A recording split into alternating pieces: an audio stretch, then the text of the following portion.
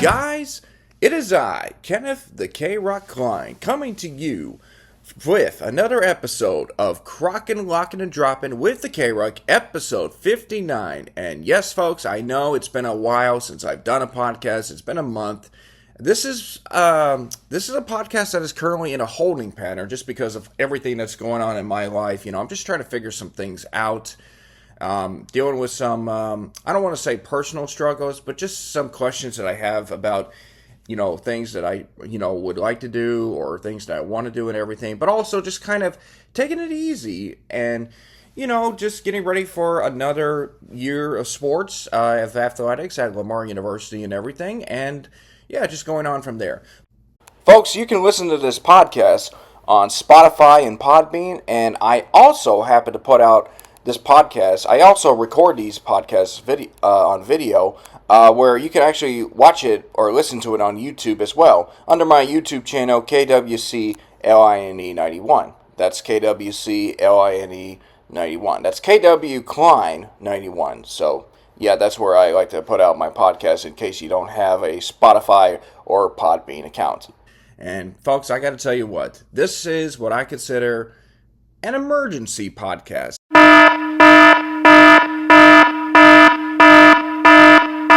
Now, I know that I have another podcast, Two Pals on a Pod with Mark T. Robinson, but we have not been able to put out a podcast lately as we just been busy again.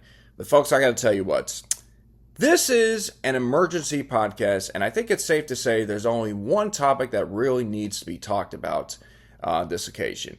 Now, of course, I would like to talk about the NBA Finals, of course. It's been a classic, and it's coming down to the wire, Game 7, as of this recording. I don't know who's going to win.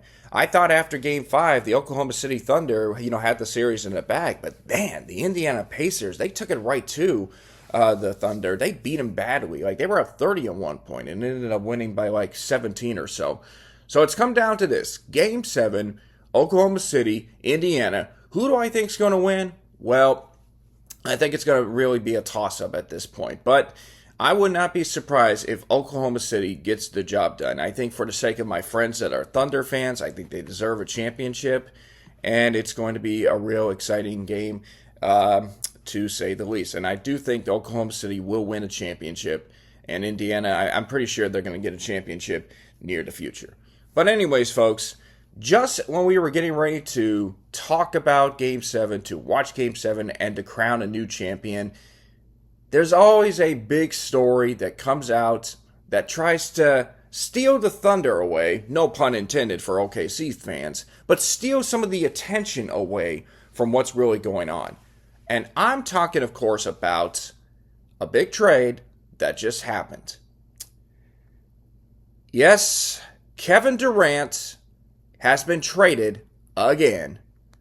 Where is he going this time? Well, it came down to three options. It came down to Miami, to San Antonio, and to Houston.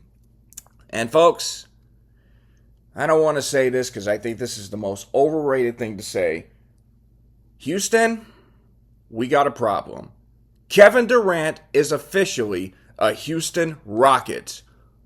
What? Are you kidding me? Kevin Durant is a Houston Rocket? Like, is this really happening? Am I dreaming? Like, this can't be real. It just can't be real. There's no way Kevin Durant is a Houston Rocket. There's no way he's coming. Oh man, I don't know what else to say and everything. Before I get a little out of control with all my fake high-pitched squeal voices and everything, I just figured I'd let you know that yes, Kevin Durant is a Houston Rocket, and according to Shams Sharia, or I don't know how I pronounce his name, and if I mispronounced it, I apologize for that. Shams Charania, the Phoenix Suns are trading two-time NBA Finals MVP Kevin Durant to the Houston Rockets for Jalen Green, Dylan Brooks, the number 10 pick in the 2025 NBA Draft, and 5 second-round picks, according to ESPN. Oh, man. Man. Talk about a load there. I mean, there's a lot to get into with all this and everything, and I'll give you my thoughts about it, but I kind of figured that whoever was going to get Kevin Durant was going to have to give up a lot.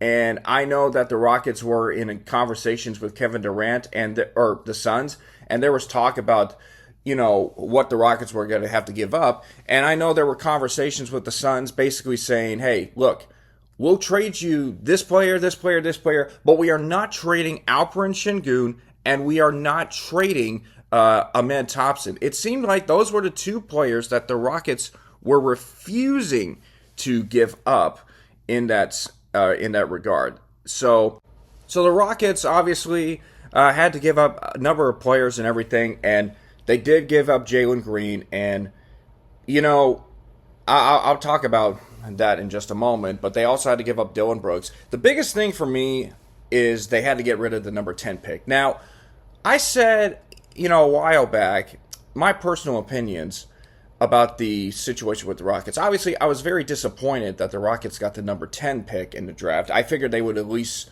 be, maybe in the top 5 or, I didn't think we were going to get the number 1 pick because it was either going to be somebody that was more willing to have Cooper Fleck. And, well, let's just say Cooper Fleck is going to the Dallas Mavericks, and that's a draft that I think we'll talk about for years and years from now, depending on how you look at it and depending on how Cooper Fleck's career is going to be.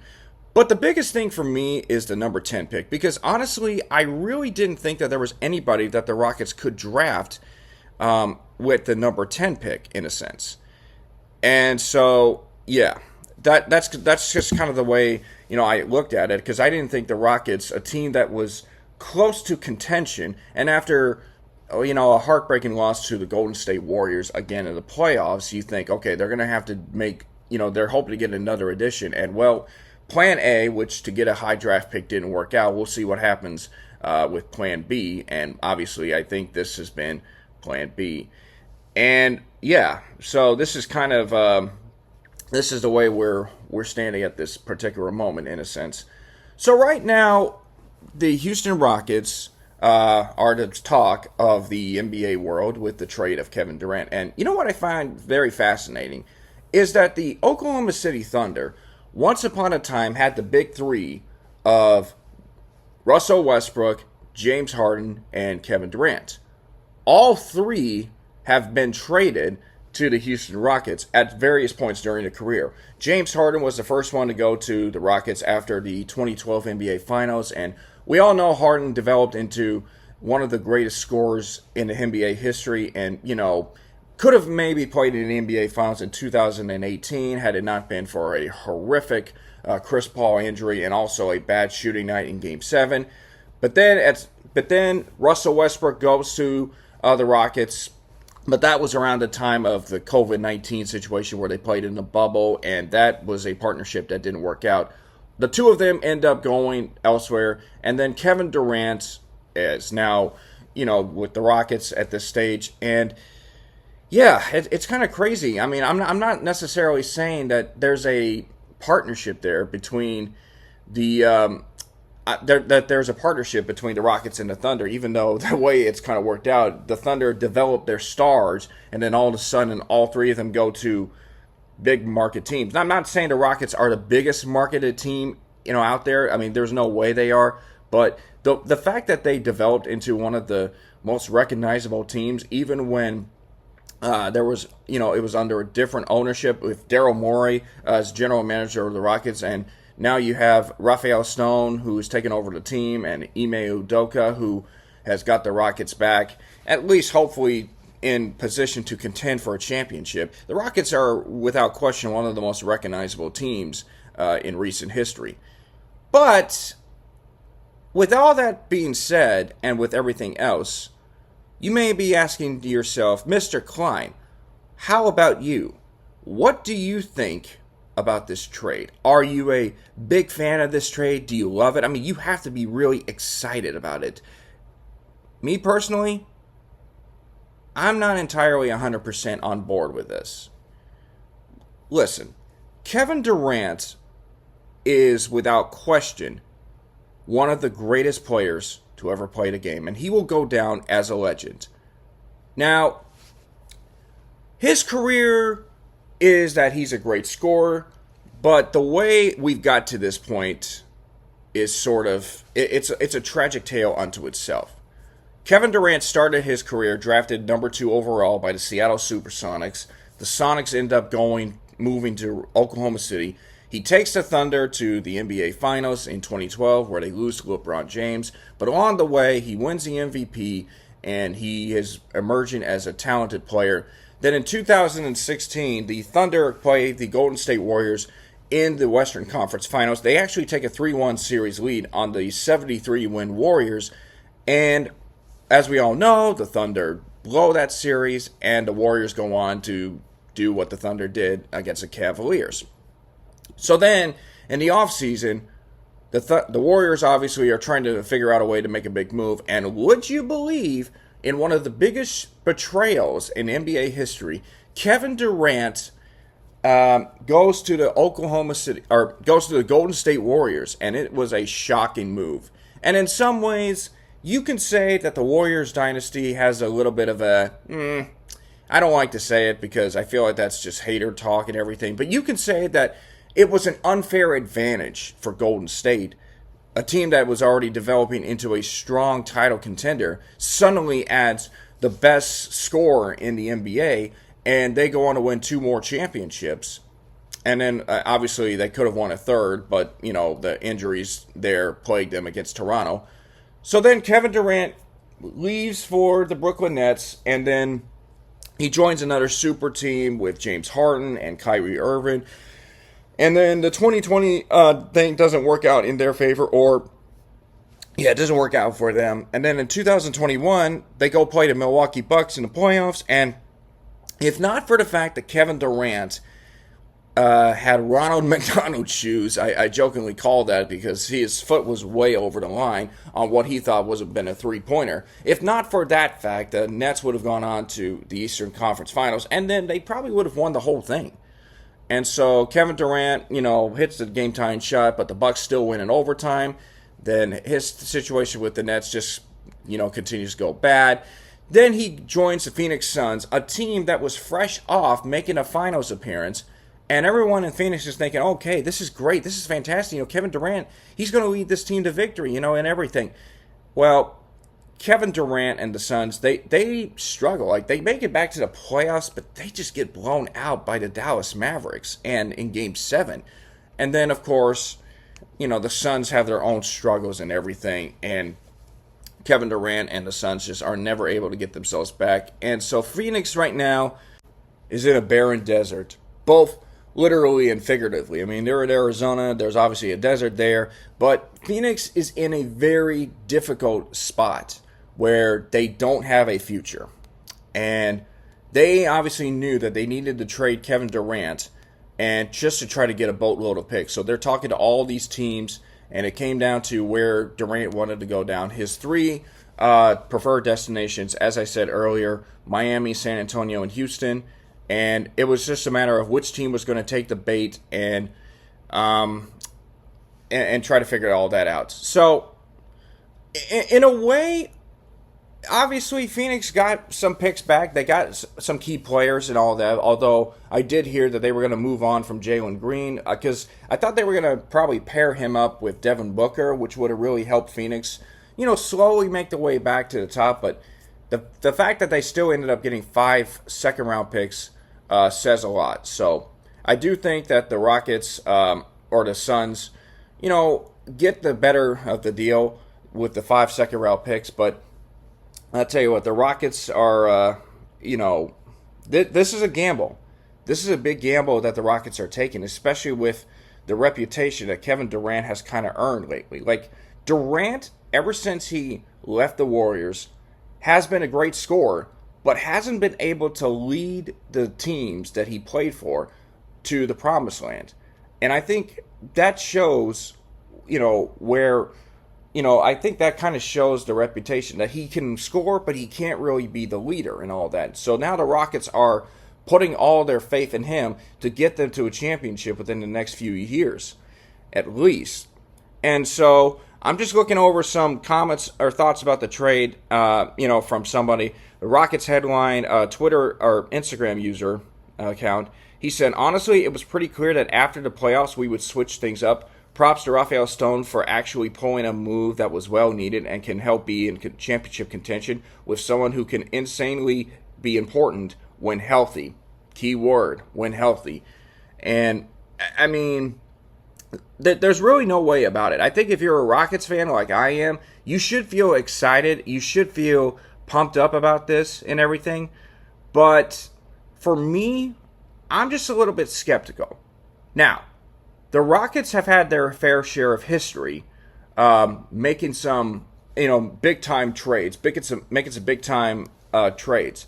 The Rockets got Charles Barkley in '97, and everyone was very excited because they got a great scorer. And Houston made it to the Western Conference Finals that year, but they lost to the Jazz. And then afterwards, everything just kind of declined for Barkley. They then went out and get Scottie Pippen, and I was really excited for Scottie Pippen because, six-time champion with the Bulls, played with Michael Jordan. This was a perfect time to get a championship. That didn't work out. Ended up losing in the first round to the Lakers in a lockout shortened season.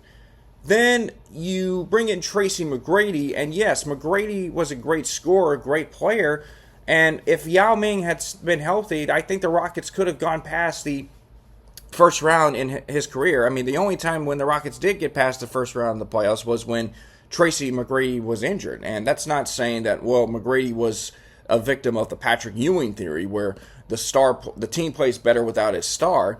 But that's just the way I feel, about it. Tracy McGrady was a great scorer, but he just never could get healthy, and the team just never could get past the first round of the playoffs. Then, of course, you bring James Harden, but James Harden, before he came to Houston, was more of a role player, and he developed into a great scorer and obviously, a great team player. But again, the last few years with the Rockets, that was just a bad look for him. The Rockets then get Dwight Howard, and that was a partnership that didn't work out. They bring Chris Paul in, and that, to me, was probably the great partnership. Chris Paul came so close to making it to the NBA Finals before he went to Phoenix in the deal. And then, of course, you get Russell Westbrook. I feel like the Rockets are pushing too much to get a player that right now is past his prime, and in a way, it just makes me feel very weary. Like Kevin Durant, I want to say he's like 36, or actually he'll be 37 this season, which, again, that's not your prime. And unless you're LeBron James, who's to say that Kevin Durant will be available, the primary option in a way. But looking at another quote here from a Twitter user, Clutch Fans, who covers the Rockets, like so many others.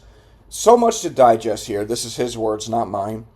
Houston acquires a legit closer, keeps Jabari, and clearly improves in the short term, but KD will be 37 this season. Dylan Brooks was the team's best shooter and the key player to the physical identity of the team. New mix will be interesting, but KD will clearly be the team's number one.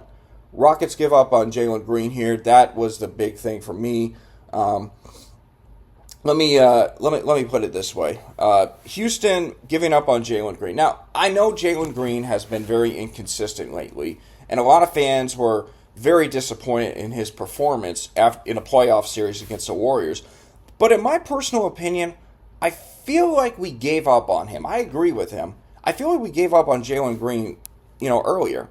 And I know this might sound crazy, but I think to Kobe Bryant. And look, I'm not saying Jalen Green is Kobe Bryant. There's no way. You cannot compare anyone else to Kobe Bryant.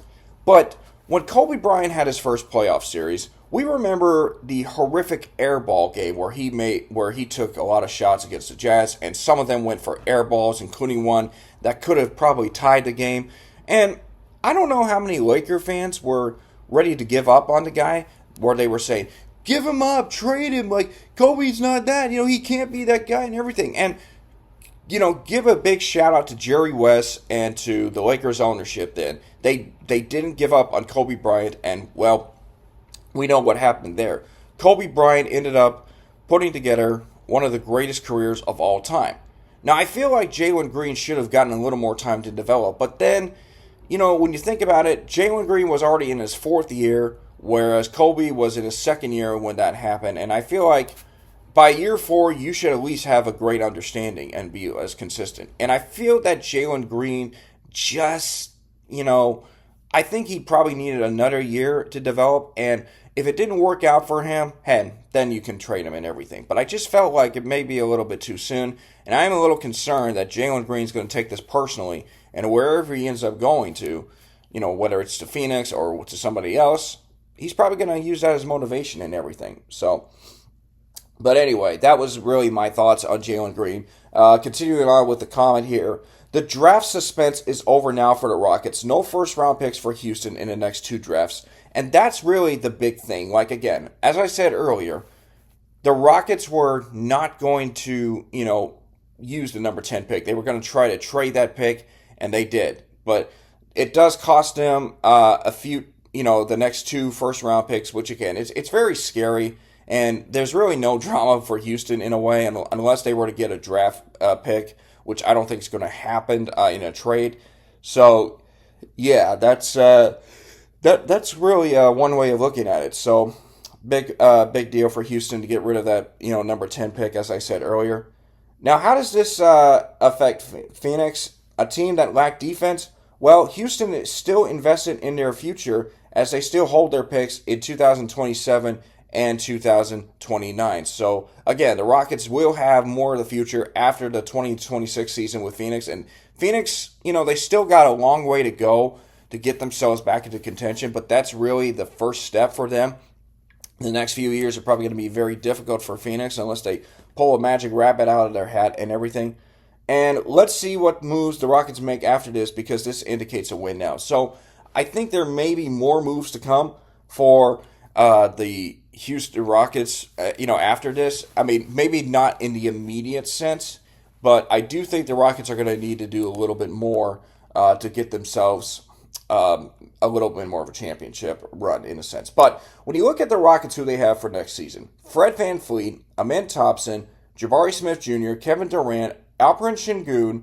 That's probably the starting 5 for the Rockets, maybe. Then on the bench, you have Reed Sheppard, Cam Whitmore, Tari Eason, and Steven Adams. Now, let me say this about Reed Sheppard and Cam Whitmore. In my opinion, those 2 guys were the guys that really kind of got the short end of the stick as far as this past season. Like, you drafted Reed Sheppard overall at the number 3 position. And the draft last year wasn't going to be a great draft pick, but, and Reed Sheppard being added to the Rockets, which, to be fair, like, it's understandable why the Rockets would feel, would want to put him on the bench, because they still had Fred VanVleet. But I felt like you should have gotten Reed Sheppard more opportunities to play because of, just in case VanVleet ends up going elsewhere. You want Reed Sheppard to be the guy, in a way. You want him to be the point guard running the offense. And he's got a great ability to shoot 3-pointers, as we saw what he did in Kentucky, in a way. And then Cam Whitmore, who, when he comes into the game, he is electric. He is very defining. But again, I just feel like it was a bad case where the Rockets just had too much talent on the squad that it was going to be hard for him to find a role in that regard. And I feel like Cam Whitmore might have been traded. I thought he was going to be traded, but for him not to be, that shows that the Rockets have confidence in him, and you hope that next season will be able to develop into a legitimate player that could help defy the Rockets and make them get over the hump and hopefully maybe beat the Warriors in the playoffs. That's what I want. Knock on wood. I want to beat the Warriors in the playoffs. That would be really nice indeed. But Reed Sheppard and Cam Whitmore are still there. Very happy for both of them, and we'll see what they can do in that sense. And here's an interesting thing. This is another thing that I was thinking about. Dylan Delgado, who covers the Texans on the NFL, tweeted out, "All 3 Houston teams are championship caliber. Holy smokes." In a way, he's right, but let's kind of dive right in. I mean, the Astros right now, they're in first place of the AL West. They're currently, I want to say, they currently have the second best record in the American League behind the Detroit Tigers. I mean, the Astros are still contenders, but I feel like they're going to need to do more to get themselves over the hump to win another championship, to continue their dynastic run. And yes, it is a dynasty, people, okay? Deal with it. And I feel like they're going to get another one there, but I feel like they're going to need to do more. The Texans, obviously, they made a big trade getting rid of Laramie Tunsil. They don't have Stephon Diggs anymore. They did acquire a couple of receivers and an offensive center in the NFL draft. And I feel like the Texans might be a very sneaky, underrated team in the future. But this is a team that I feel like can compete for a championship.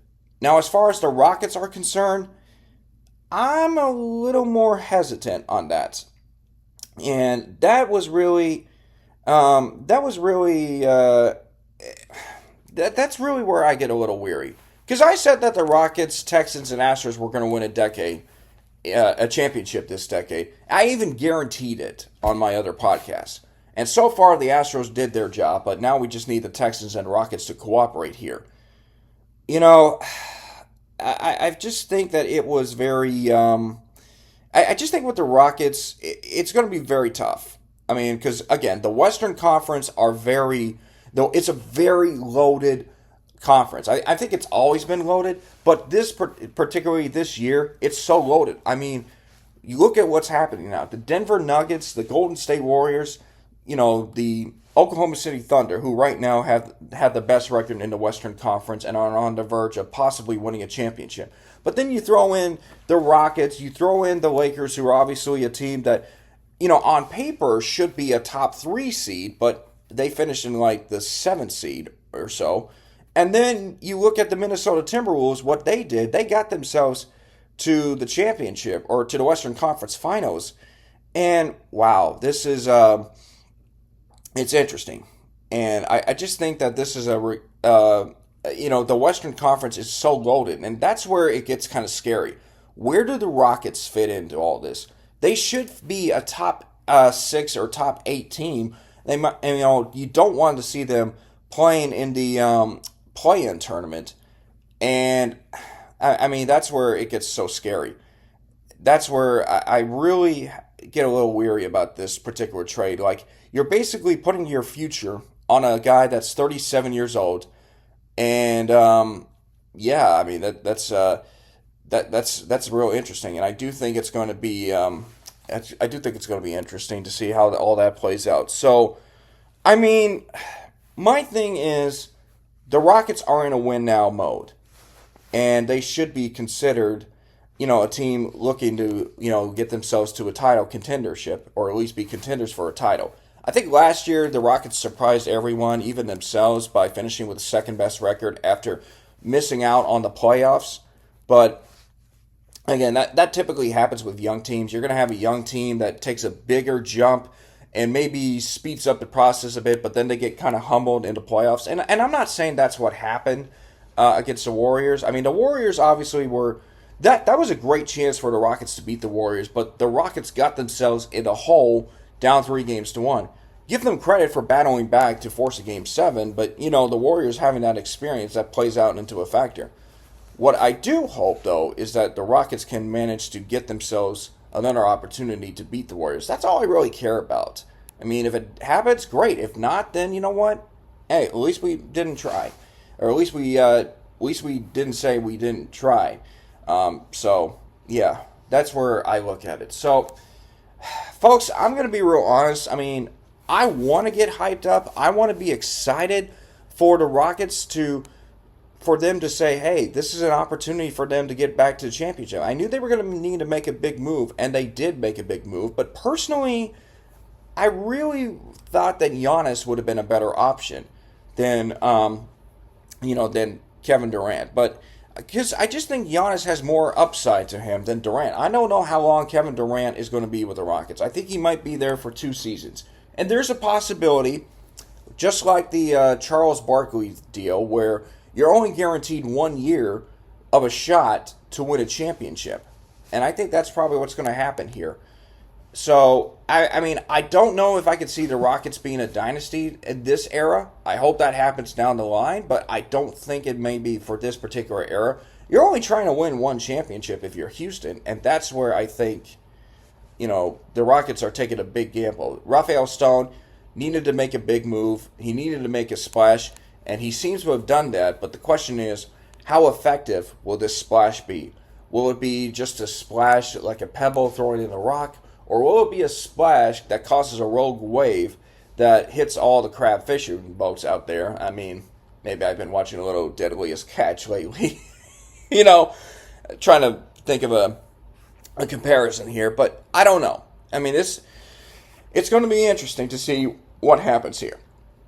So, Kevin Durant, a member of the Houston Rockets, I hope and pray that it all works out, and I hope and pray that we get ourselves a chance to win a championship with Kevin Durant. I don't know if he's the answer. I'm still a little bit iffy because of the last few stints that he had with the Nets and the Suns.